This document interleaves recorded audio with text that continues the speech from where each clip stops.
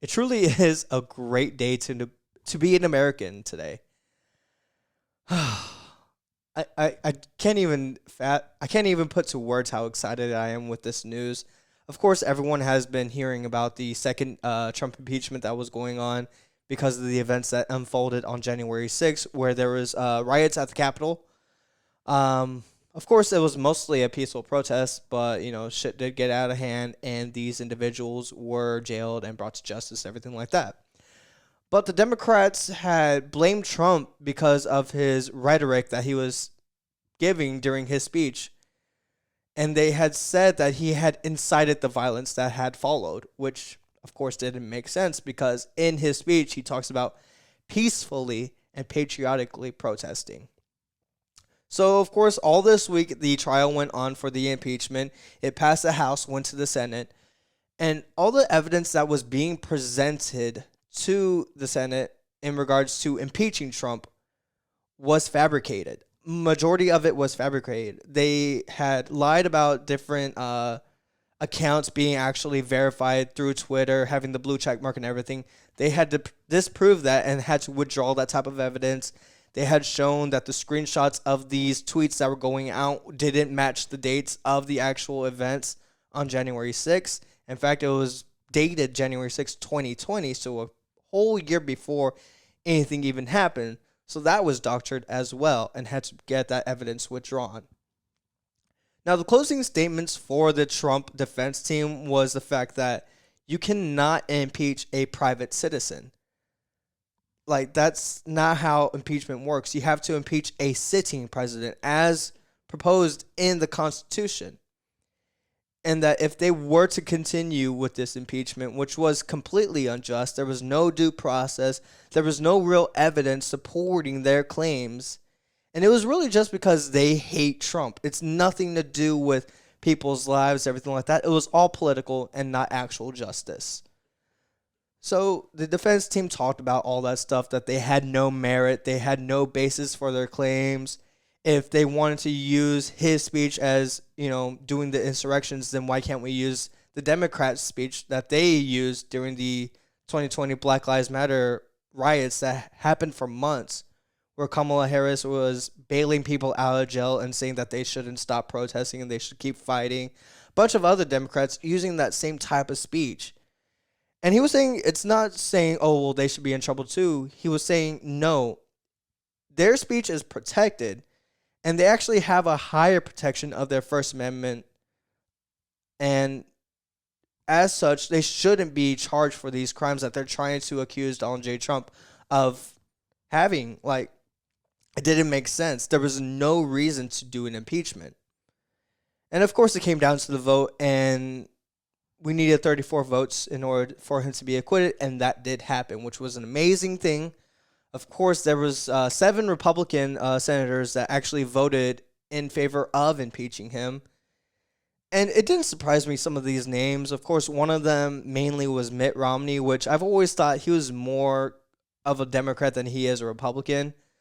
I think he's really just a terrible person. That's just my opinion of him. Of course, I do not wish him any ill harm or anything like that. I've just always thought he was kind of a shit person. That's just my opinion. But anyway, he's acquitted. He's free of all charges.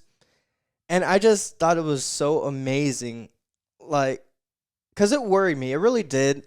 I was more worried, not the fact that, Trump was going to face charges or whatever, but the fact that due process and real justice was about to be thrown out the window, to where it's not, if it could affect the highest position in the world, it's going to affect all of us, to where we're not going to have due process. We're not going to have a trial by jury, a fair trial, anything like that.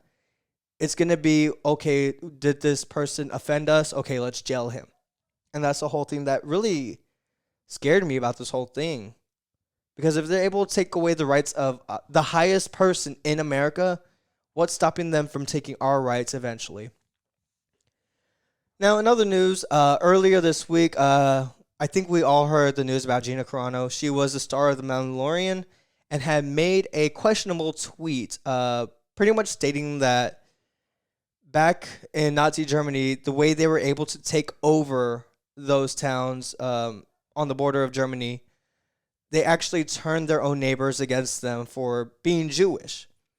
So she was comparing that to what's happening today, where they're turning neighbors against each other by their political values, which is true. That is what's happening today, where people don't like other people just because of their political stances. And it's majority Democrats to Republicans. There are some on the other side, of course, to where Republicans don't like Democrats. I'm friends with a lot of Democrat people. We do have discussions, not arguments, about our different views, where we could come together, where we can agree, where we just don't agree, and that's completely fine. But she got fired for Disney because of that.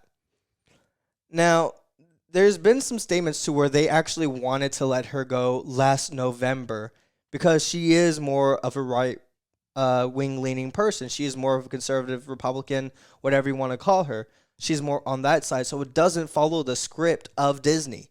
They're more left leaning. They're more, on that side of the spectrum. So whenever they had someone that wasn't going to bend to their will, that wasn't going to play their game, they didn't like that.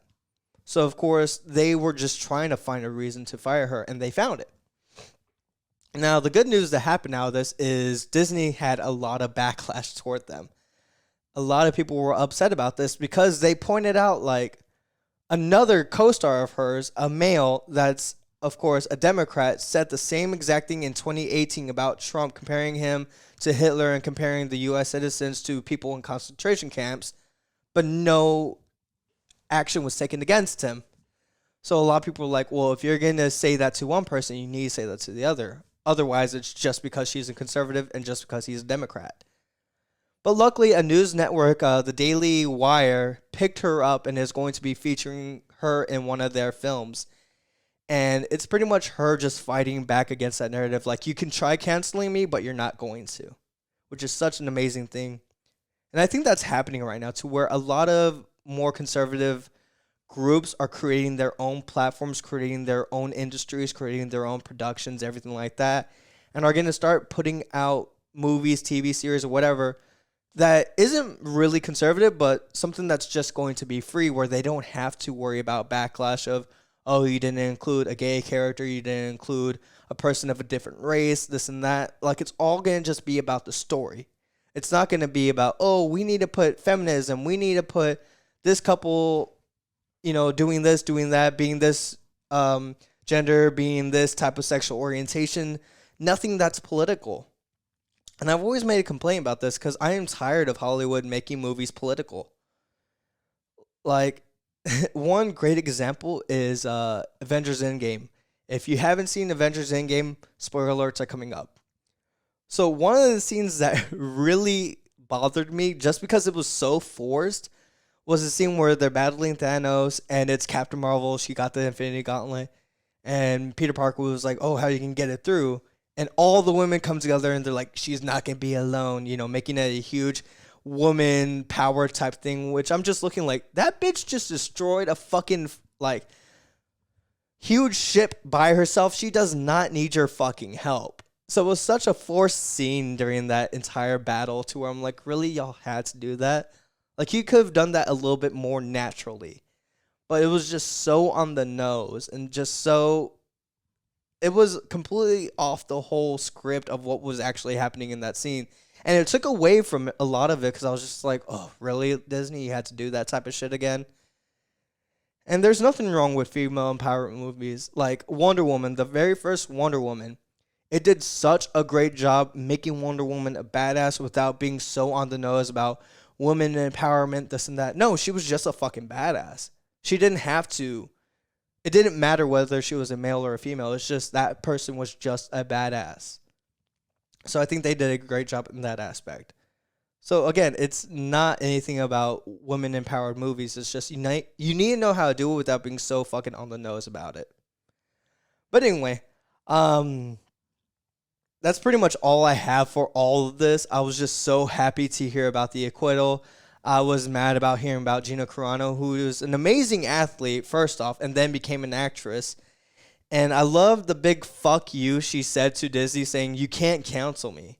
I'm going to keep fighting.